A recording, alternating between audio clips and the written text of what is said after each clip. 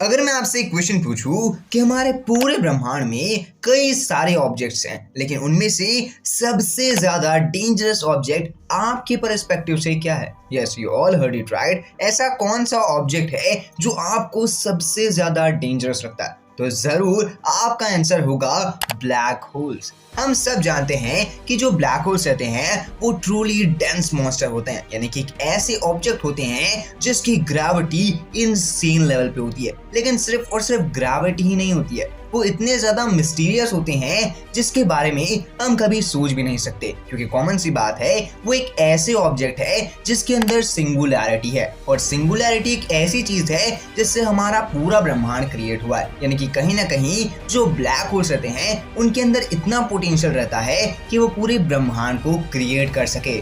लेकिन ऐसे कौन कौन से ब्लैक होल्स है जो इतने ज्यादा खतरनाक है जिसके बारे में हम कल्पना नहीं कर सकते? तो देखो, कॉमन सी बात है, आप लोगों ने आज तक सुपर मैसिव ब्लैक होल्स की कहानियां सुनी होगी। यस, ऐसे ब्लैक होल्स जिनका जो मैसिव ग्रेविटी रहती है वो बहुत ही ज्यादा होती है। इतनी ज्यादा होती है कि अगर उनके पास कोई न्यूट्रॉन स्टार भी आएगा तो उनके पास इतनी कैपेसिटी है कि वो न्यूट्रॉन स्टार को अपने इवेंट होराइजन के अंदर ले ले, और इनफैक्ट सिर्फ और सिर्फ कोई भी मैटर को ही नहीं बल्कि फोटॉन्स के पार्टिकल तक को वो अपने अंदर समा ले जाते हैं। अब कॉमन सी बात है, जो एक्चुअल में लाइट के पार्टिकल्स को अपने अंदर संभाले जा रहा है तो उसकी ग्रेविटी कितनी इनसेन होगी। और उससे भी इंटरेस्टिंग बात तो ये है कि हमें लगता है कि जो सुपर मैसिव ब्लैक होल्स है वो सबसे खतरनाक है, बट एक्चुअली में एक और ब्लैक होल है जो वाकई में इतने ज्यादा मिस्टीरियस है, जो हमें इफेक्ट तो करते हैं लेकिन हम उनके बारे में समझ नहीं पाते। तो इनका नाम है प्राइमोर्डियल ब्लैक होल्स। देखो, कॉमन सी बात है, जो प्राइमोर्डियल ब्लैक होल्स रहते हैं ना वो इतने ज्यादा छोटे होते हैं हम कभी समझ नहीं सकते कि वहां पर कोई ब्लैक होल एक्चुअल में पॉसिबल भी होगा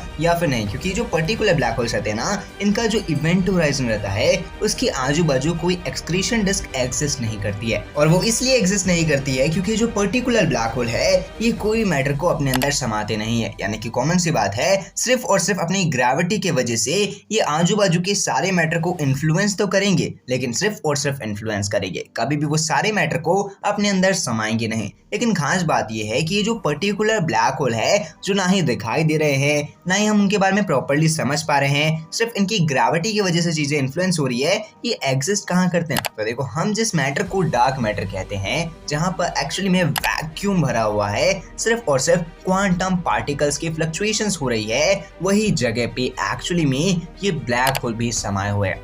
कॉमन सी बात है, हम मानते हैं ना कि जो gravity actual dark matter exist करता है, इमिट कर रहा है, वो जो पर्टिकुलर ग्रेविटी है वो ये प्राइमोर्डियल ब्लैक होल्स की वजह से ही है। यानी कि अगर हम कॉमन सोचेंगे तो ये जो ब्लैक होल्स है जो हमें प्राइमोर्डियल ब्लैक होल्स के नाम से इमिट हो रहे हैं, ये सारे के सारे ब्लैक होल्स डार्क मैटर में कहीं ना कहीं स्टोर है। लेकिन सबसे खास बात तो ये है, जब ये सारे मैटर को अपने अंदर इमिट नहीं कर रहे हैं, जब ये दिखाई नहीं दे रहे हैं, तो ये बने कहां से है? तो देखो, यही सारे कॉम्प्लेक्सिटी को सॉल्व करने के लिए स्टीफन विलियम हॉकिंग जी ने बताया था कि जैसे ही बिग बैंग हुआ था, सारा मैटर एक्चुअल में एनर्जी के फॉर्म पे था। जब वो पर्टिकुलर एनर्जी हमारे ब्रह्मांड में इनफाइनाइट तौर से फैली हुई थी, जब धीरे धीरे वो एनर्जी मैटर में कन्वर्ट हुई, तो मैटर और एनर्जी ये दोनों का फ्यूजन हुआ। अब वो जो पर्टिकुलर फ्यूजन था, वो फ्यूजन के अंदर जितने भी एटम्स के पार्टिकल्स थे उनके बीच का गैप खत्म हो गया। अब जैसे ही वो खत्म हुआ तो वहां पर एक छोटे ब्लैक होल्स ने जन्म लिया, जिसे हम नॉर्मली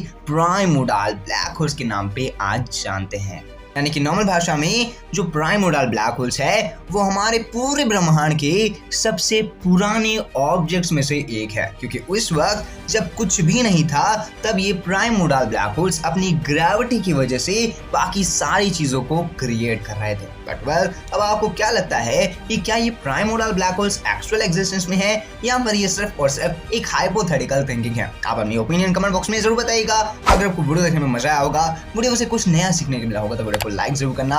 अगर आप लोग चैनल पे नए हैं तो चैनल को सब्सक्राइब कर देना, साथ साथ बेल आइकन को भी सेट करना। मैं मिलता हूं अगली वीडियो में, तब तक के लिए Jai Hind, Vande Mataram and thanks for watching this video.